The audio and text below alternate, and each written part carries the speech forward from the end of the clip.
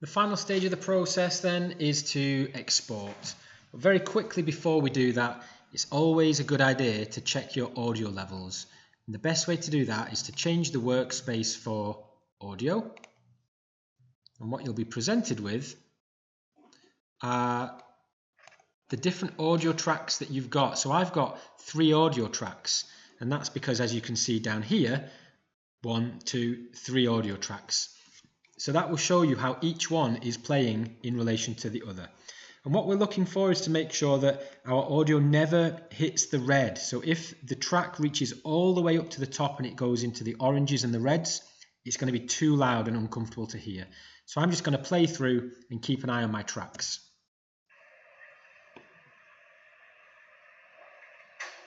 So as ambient sounds, this is absolutely fine. You'll see that the Foley and dialogue is getting up to around about 10.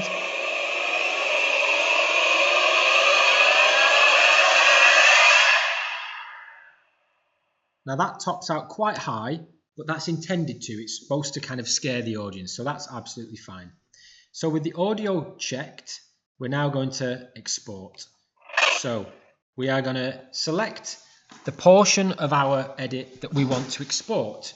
Now I don't want to export this dead video here. There's nothing here.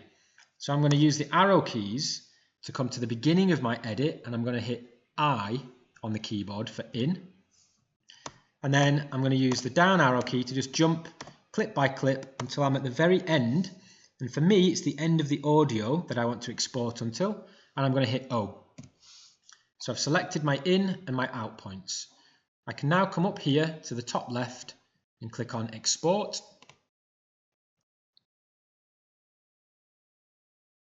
And what we're needing to do when it loads is give our sequence a name. Dan is mad demo export number 1.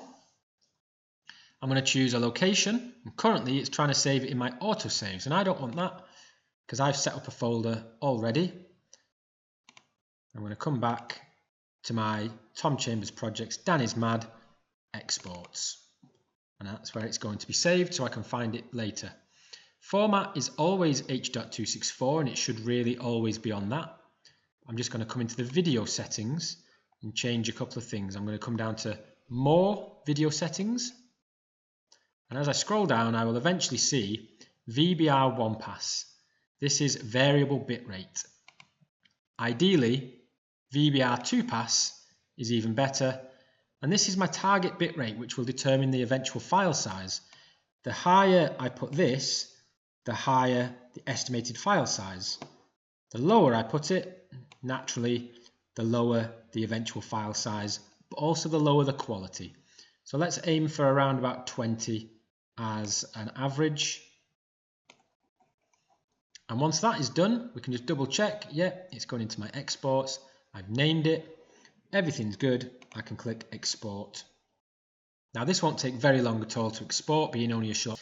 Yours will depend on how much you've added, how long the sequence is, how many transitions and video effects and video layers and audio layers and so on. Now this will eventually